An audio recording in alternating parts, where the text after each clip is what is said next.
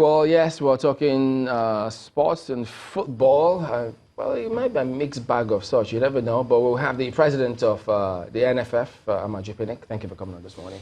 Thank you for having me. Well, speaking about NFF, I mean, yes, we've been using the NFF for a while, but the Senate, they've eventually passed that now. So from NFA to NFF. So what does this exactly do? Because, I mean, if you've been using the acronym NFF all this while, how does that affect it? Well, to me, it's a landmark achievement for Nigeria. It's not what you can comprehend, but trust me, the passage of that bill is something very, very, is incomprehensible. I can tell you that for free, you know. What it does, it creates a framework for a sustainable football culture we've been preaching about. The dynamics involved it gives us a lot of positives in terms of creating a football economy, you know. And if you look at not just creating a football economy, the value chain associated with, people talk about youth restiveness, people talk about security, people talk about all those vices, but the bill captures in its totality everything that has to do with moving from this direction to this direction in terms of a framework for sustainable football development in Nigeria. And that's what it does. And we are very, very happy about it. Because if you look at it, we talk about football economy. What do you mean football economy? Look at what happens in civilized climes.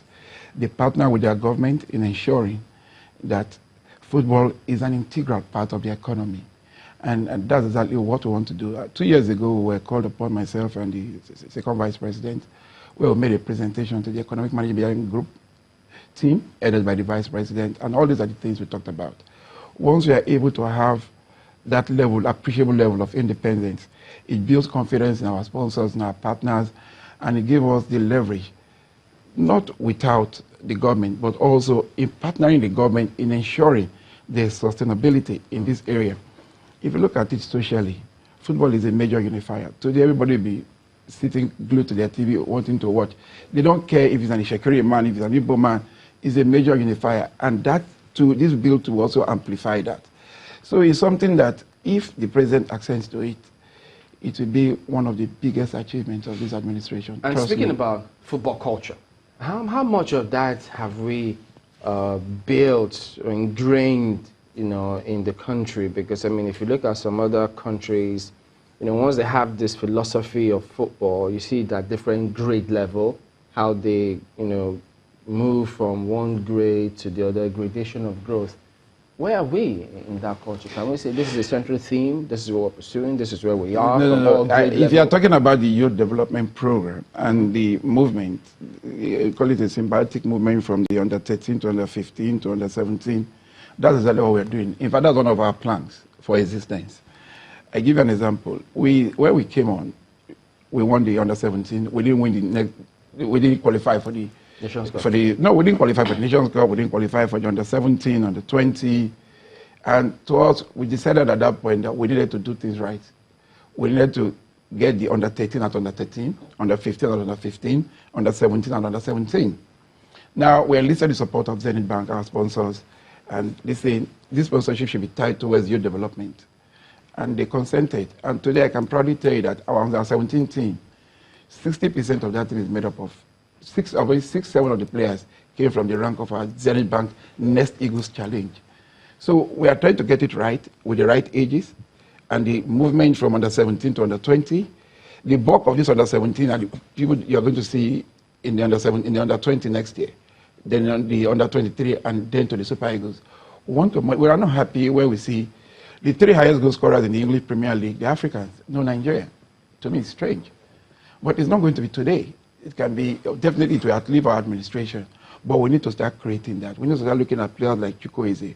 We need to start looking at players like the young man, all those young players, and see how we can nurture and propel them to that podium once again, where they can wear that laurels of African Footballer of the Year. This problem you're trying to solve now wasn't there, you know, in the 70s and in the 80s.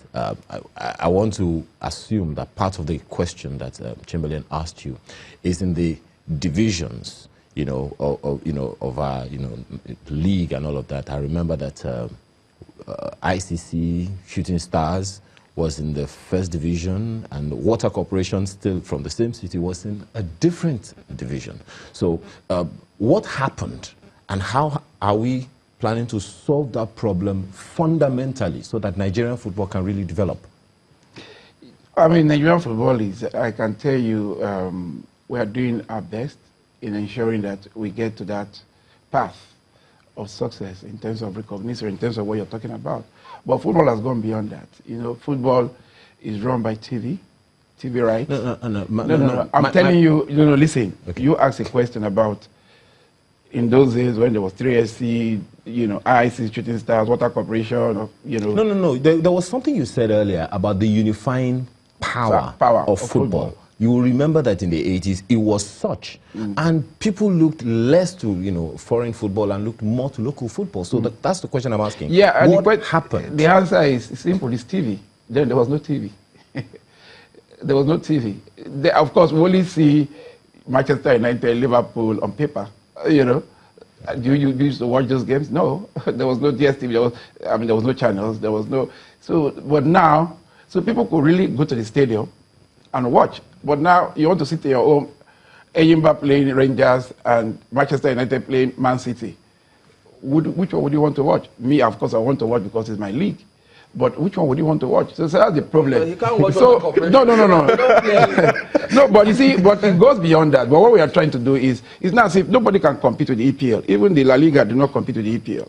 But what we are trying to do is, once we have it right, once we're able to develop this framework, the league is run, I think Sheodek has been very competent. He has done everything humanly and materially possible in ensuring that we have it, the league body. The youth development program headed by Sheakwimi, they've done, the truth is, we truly and really are desirous of effecting this change. We are really, really desirous. But if you look at the various distractions from here, it hurts us. But you're still being funded. The truth is, I'm not. Group games. Yeah, I'm not going to go into that. Since we came back in July, it's been very tough, and we did what we needed to do, make a representation to the ministry center. But we didn't want to put any pressure because then it was pre-election, and the government, of course, was preoccupied with their campaigns, and so we needed to just look elsewhere and see how we could fund some of our games. Some funds coming in we're expecting some funds from FIFA at that point, from our various sponsors. So we needed to put it together. We played over 30 matches. The under-17, the under-20, the Olympics team, the Super Eagles, the Super Falcons, and it's been very tough, but we still remain focused because the truth is we believe that we are elected for a purpose, and that purpose is to rejuvenate, is to rebuild Nigerian football.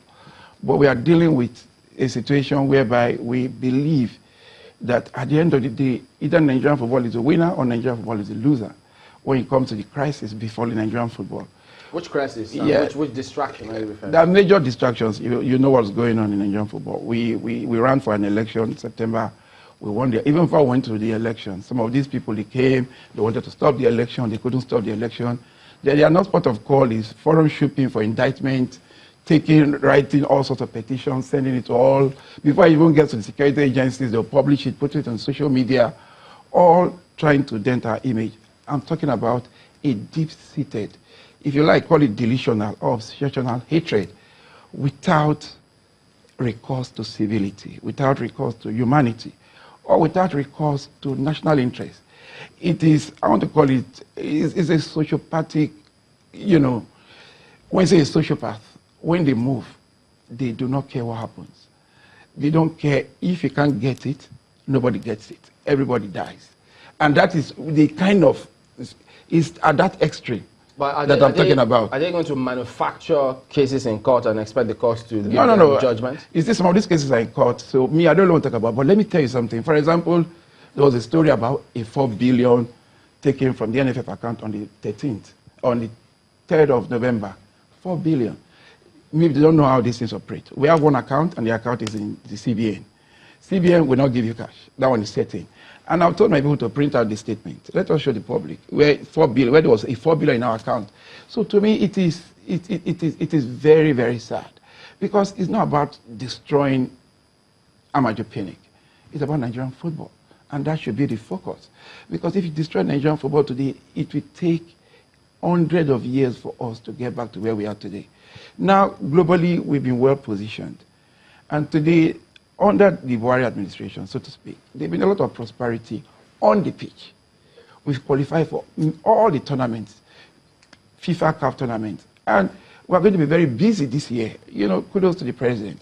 But the truth is, off the pitch, we need that enabling environment for football to be taken to the next level, which we all talk about. And it's something that we can do because we are all driven by passion to serve. Every day they bring this toga of you are corrupt. It hurts me because definitely it's a radical departure from what they think about us. I give you an example. As president of Nigerian Federation, my predecessor was collecting about 13 million naira. Then it was $75,000 for accommodation, which was normal. That's from government? From the NFF, every year. You know, I've been president for 5 years. I have never taken a dime for accommodation. I pay my accommodation when I go to Abuja. The same thing, Sheya Kinwumi, he has a driver in Abuja, he fuels his car. The same thing, I have my driver, I fuel my car. We are driven by passion. We are not here because of what we want to make. God has blessed us beyond our dreams. Look at Sheyi, are you going to say Akiwumi, Shehu Diko, even Ayansi, Aisha Falodi? These are people that are driven by passion. And I believe we should be allowed to work. We can deliberately go, look at what is happening. We are well positioned. We just got a letter yesterday from the U.S. Soccer Federation inviting us to come and look at their technical areas and partnering them, the Bahrain Football Federation. So we've been able to put Nigeria in the global stand. And I want to say it clearly today that those of us in the global picture, I'm the first vice president of CAF, I'm the president of AFCON, I organize this AFCON that's going to, I'm a member of the organizing committee. I believe at this point, we should be protected. Because if you are talking about rebranding Nigeria, that is the first port of call. I give you an example. When I go for my meetings in the organizing committee for FIFA competitions, when they put the name Amaju Pinnick, they don't put NFF, they put Nigeria. And in that same meeting, you have 22 members, all from various countries. You have the Sultan of Brunei, his younger brother. You have the Prince of Bahrain. You have everybody in that meeting. So when I talk as a Nigerian. The same thing. So when I'm projecting Nigeria, I project Nigeria right from there. If you look at what is going on with the various embassies these days, especially the U.S. consul, you can see that there's a sharp drop of issuance of visas to Nigeria. And the U.S. will be organizing the World Cup in 2026. As a member of the organizing committee, I can project that they say, in Nigeria, you are refusing visa. How do you want us to attend?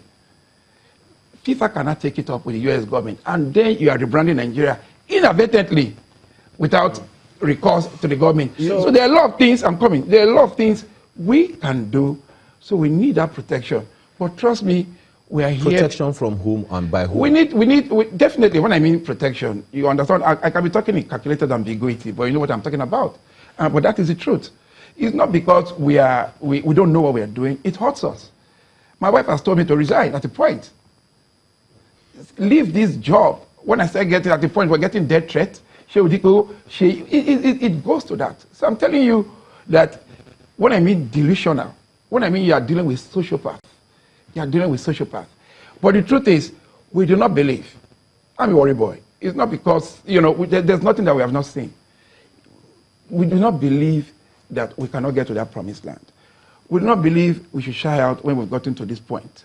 But isn't the minister working in tandem? Because, the impression people have is that he's there to ensure that perhaps this protection you're speaking about comes to be. Yeah, the minister at a point, wanted to reconcile. Not too long ago, the so-called warring factions, he did his human extreme, but that's where it is, And I don't think he would have seen the writing on the wall that the guys were persistent, so possibly backed out. But it tried at a point in wanting to reconcile everybody, We made overtures. Even till tomorrow, we do not even believe that we should have enemies in football. Even till tomorrow. I stand here today to even ask for them for forgiveness. Let us move as a team. I'm the president of Nigerian Football Federation at this point. Tomorrow it can be you being the president. And I've said it clearly. After this tenure, I'm not running again. That one is setting. I have another 3.5 years. After then, let me go back to my beautiful family and stay with them. My businesses are running, but I can also take my businesses also to the next level. So, because if some people watching may just ask that, okay, well, Much as yes, they may think you have a point if you ask for protection, but what if some persons feel they've got questions of accountability? Shouldn't they ask them? I mean, should you be worried if they go to court and they find nothing? No. Listen, let me tell you something. It's not a matter. We know what we're talking about. You see, we have our audit. Who are auditors? Our auditors are PwC. They are the second best in the world. When FIFA came when they were trying to do decentralization, they came with the auditors from PwC and auditors PwC. You know, PwC is a company that is untainted. Of course, financial derivatives. Even there was a point they said we're siphoning money through. Can you beat that? You know, so through financial, that I'm a shareholder in financial derivatives. Can you beat that? When was I born? Financial derivatives have been there ages, you know. So if financial derivatives decide to be our financial consultant, it's not because of what they want to make. What do we pay financial derivatives? It's just for them to be running around. They are doing it because they believe their own contribution to Nigerian football is to have total fiscal discipline when it comes to funding. And these people should also realize that when you are entering into a contract with some of these sponsors, they dictate what happens to you. It's like when you want to sign a very big player. I recall when Aneka wanted to leave Arsenal in 2000. I was privileged to see some of his contracts at Cannes, in Football Expo in south of France. You know, that was when David and I became friends. Part of his contract was that he takes all set pieces. He plays penalty. He goes to training whenever he likes. So when you want to sign a partnership with a major company, the company tells you what they want. Otherwise, they will not sign. For example, the company might not be comfortable with your remitter account, but the company will be comfortable with a fund manager. The company will tell you that this is what they want.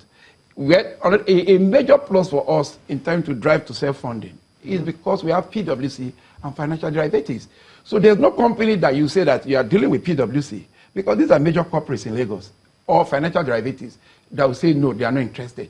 They always want to even see big smart space and want to even believe this is true, that financial derivatives is working with the NFF because of the image of the NFF in the past. So when they say financial, they're working with us, they are surprised and they're happy. And look at it, the president appointed Bismarck Remani as chairman of the wages, you know, what he did recently. It means that he has something to offer. So when he decides to say he wants to work with us, it means we feel very privileged. So I can tell you clearly that our audited account we published for the first time in 4 major newspapers last year. And immediately after our AGA this year, we're going to publish the one for last year. So the truth is, when we decided, and all these decisions is not a personal decision, they're all congressional decisions. When I mean congressional, is the Congress that appoints the auditors, the external auditors.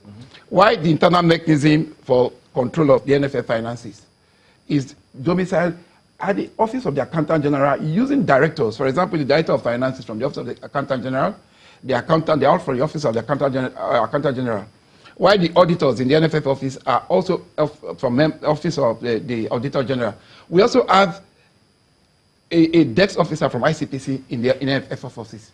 So what are you talking about transparency?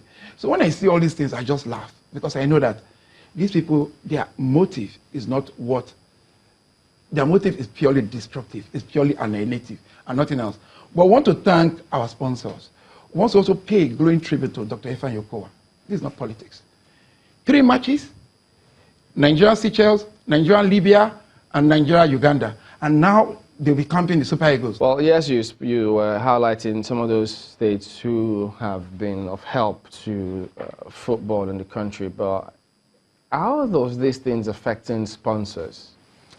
Yeah, because you see, if you have a partner, and these sponsors, even some of these sponsors, even before they go into sponsorship, they do integrity check on us. Coca-Cola, Nike, intensive integrity check. And at the end of the day, we come out clean. So some are bothered, why some are not, you know. But you can't say our partner is in corruption. Nobody wants to hear that, you know. But that is the target of these people that I feel that I say they are delusional. That is their target. Their target is to chase out the sponsors and make sure that we are comatose completely. But we thank God we have interaction. We create fora where we meet once in a while to educate them, to show them documents, and also to show them how their money is being spent. We do that, and that's one of the functions of financial derivatives, and also PwC. We just put it out there for them to see clearly what we do in terms of what is going on is mere persecution. But the good news about it is that we have instructed our lawyers also to write petitions. We forward it to the presidency, forward to the Office of the Attorney General, you know, for them to look at it critically. We are not saying that we are in the public space, we must be accountable to the people. We are not shying away from that. It's for that reason that we also publish our account in national dailies. But even if they call us, we'll go and say, this is exactly what we have done. There's nothing to hide, and that's the truth. But when they keep going on and on, it hurts us. How much is the budget of the NFF? I mean, it's not a hidden document. You know, we have about R1 billion every year in budget, but what is backed by cash, or what is called budget performance, about 65%, which comes to about 650,000. But let me give you an example. When the Super Eagles, they are playing a game, the minimum it costs is 200 million, 250 million. Now, this morning I was reading, they sent a memo to me, you know, for Mikel, or the people that they invited. Mikelovi's ticket alone is 3.5 million. It's normal. Igalo's zone is about 4-point-something million. You know, so if you put all this together, if you have 30 players calculate together, you're talking about 60-70 million alone for their coming. They talk about daily allowances, you talk about bonuses, you talk about accommodation, you talk about match organization, referees indemnities, you can go on and on. It is huge. And you are dealing with 13 national teams. How much does government fund? No, that's what I've said. It's about 650 million. So at the moment, that's why we need to go out with our intensive marketing. And what we've been able to achieve, if you look at our year ending last year, you know, we want to achieve about 65% self-funding. Trust me, if not for this crisis, we would have gone beyond 100%. Self-funding. Government intervenes when you have major tournaments, for example, going to AFCON, but the qualifiers, the NFF, of course, can handle all those ones, you know. But going to AFCON, going to World Cup, now we have our girls starting their... I hope all of this will not affect their, you know, their allowances, both the Super Eagles, the Falcons, the players, because that we are working really hard. We are also interfacing with the government in ensuring that we have prompt release of funds so that we can deal with those situations, you know. Because we have our boys playing today, we need to motivate them. We have our girls, we have the AFCON, we have the team coming. There's a limit to which Okoa can do. He can only take care of their campaign, pay part of their whatever, and, you know, we need to also, you see, what we try to do, when you see result in Nigerian football, because the players are very well motivated, trust me, in terms of hospitality, in terms of welfare, in terms of everything, you know, and we give them the best, like what we have in our homes is what we give to them. What they have in their homes is what we give to them. All right, thank you for coming on. Amaju Pinnick, president of the NFF, and we wish you all the best, especially now, hoping that the president will quickly assent to that particular bill, and then everyone pull together and move forward. So we thank you all for watching. We'll see you next week. I'm Chamberlain Uso. And I'm Ayo Makinde, asking you to have a wonderful day and a beautiful weekend.